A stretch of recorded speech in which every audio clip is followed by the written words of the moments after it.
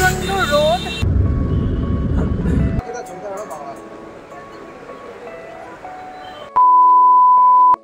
Hello friends, welcome back to my channel. আজকে কিন্তু তোমাদের সাথে আরও একটা নতুন ব্লগ শেয়ার করব। অনেকদিন ধরেই নতুন কোনো ব্লগ শেয়ার করতে পারিনি তোমাদের সাথে। আচ্ছা, তো একটা পার্সোনাল প্রবলেমের জন্য সেটা হয়ে ওঠেনি। শোনা গো আমার। কিন্তু আমি কিছুদিনের জন্য মুম্বাইতে এসেছি। তো মুম্বাইতে এসে সিদ্ধিবিনায়ক মন্দিরে যাব না সেটা কিন্তু কখনোই হয় না। তো আমরা আজকে চলে যাব সিদ্ধিবিনায়ক মন্দিরে। তো তোমরা কে কে গেছো তোমরা কিন্তু কমেন্ট করে অবশ্যই জানিও। अबे जल्दी बोल, कल सुबह पनवेल निकलना है। আর সিদ্ধিবিনায়ক মন্দিরে এখান থেকে আমাদের মোটামুটি 1.5-2 কিলোমিটার দূরে। তো আমরা কিভাবে যাচ্ছি, কি কি দেখা যাবে ওখানে, সেগুলো সবই তোমাদের সাথে শেয়ার করব। क्या बात है सर, क्या बात है सर। তো চলো লেটস স্টার্ট।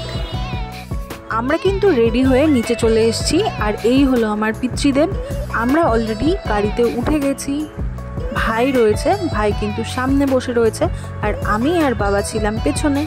তো রাস্তায় কিন্তু প্রচুর ছিল জ্যাম, ওই জন্য মাঝে মধ্যে গাড়ি থেমে যাচ্ছিল। তাই আমি কিন্তু মাঝে মধ্যে একটু সেলফি তুলে নিচ্ছিলাম। দেখো, একটু পোজ দিয়ে ছবি তুলে নিচ্ছি। পোজ দেওয়ার সাথে সাথে কিন্তু গাড়িও আস্তে আস্তে এগিয়ে যাচ্ছিল। তো গাড়ি চলার সাথে সাথে আমরা কিন্তু দেখতে পেলাম প্রচুর রাস্তায় ভিড়। তো দেখো, ভিড়ের মধ্যে দিয়ে কিন্তু আমাদের গাড়িটা চলছে।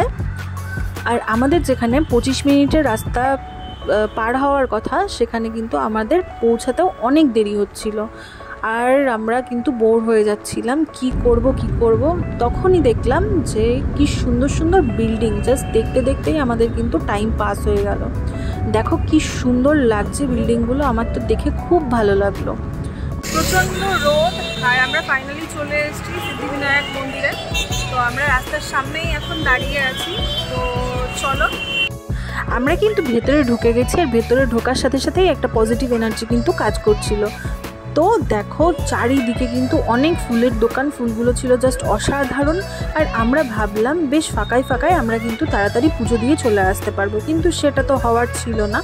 কি আর করি, প্রচণ্ড ভিড়ের মধ্যে আমরা লাইন দিয়ে দাঁড়ালাম। এই যে পুজোর ডালা নিয়ে আমি, বাবা আর ভাই কিন্তু দাঁড়িয়ে পড়েছি লাইনে। তারপর দেখো যে প্রচণ্ড পরিমাণে ভিড়, সবাই কিন্তু লাইন দিয়ে দাঁড়িয়েছিল। হঠাৎ গেটটা বন্ধ করে দিল কিছুক্ষণের জন্য, সেই জন্য কিন্তু সবাই একভাবে দাঁড়িয়ে রয়েছে। কেউ একটু ছবি তুলছে, কেউ একটু দেখছে, এরকম করে কিন্তু আমরা সময়টা কাটাচ্ছিলাম। তারপর কিন্তু দেখো, বাবাও কিন্তু ওয়েট করতে করতে হাঁপিয়ে গেছে, আমিও হাঁপিয়ে গেছি। প্রচণ্ড গরম লাগছিল, কেন কি সামনে কোনো ফ্যান ছিল না, ওই জন্য কিন্তু অসুবিধা হচ্ছিল। আর দেখো, এরপরে আস্তে আস্তে লাইনটা ছাড়ার টাইম হলো, তখন দেখো দেখতেই পাচ্ছ প্রচণ্ড পরিমাণে কিন্তু ভিড় হয়ে গেছে। তো এই ভিড় ঠেলে আমরা কিন্তু যাওয়া স্টার্ট করলাম। যত সময় এগিয়ে আসছিল আমরা কিন্তু ভীষণভাবে এক্সাইটেড হয়ে যাচ্ছিলাম। দেখো, প্রচণ্ড পরিমাণে ভিড় ঠেলে কিন্তু আমরা এগোচ্ছি। অবশেষে যেই মুহূর্তের জন্য আমরা অপেক্ষা করছিলাম দীর্ঘ সময় ধরে, সেটা কিন্তু চলে এলো। সবাই একসাথে কমেন্ট করে বলো, গণপতি বাপ্পা মোরিয়া।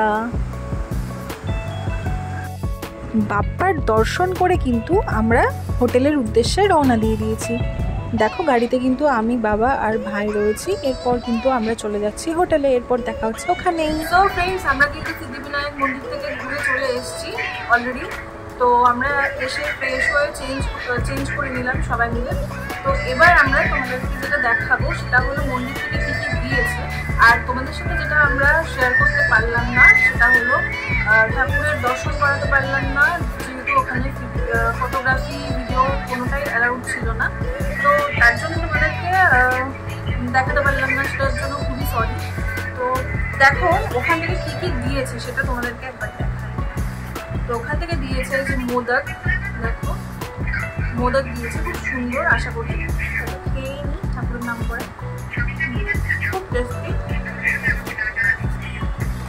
আর দিয়েছে এটা ঠাকুর ঘরে রাখার জন্য, এটা কিন্তু আমি নিয়ে যাচ্ছি।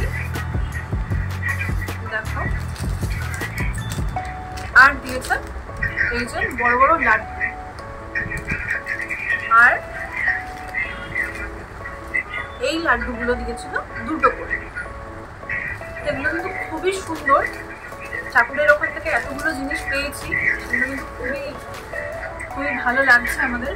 তো যাই হোক, তোমরা যারা মুম্বাইতে আসছো বা এসেছো অবশ্যই কিন্তু সিদ্ধিবিনায়ক মন্দিরে একবার দর্শন করো। আশা করি খুব ভালো লাগবে, মন খুব ভালো থাকবে। তো চলো আজকের মতন ভিডিওটা শেষ করছি এখানে। তো ফ্রেন্ডস, তোমরা কিন্তু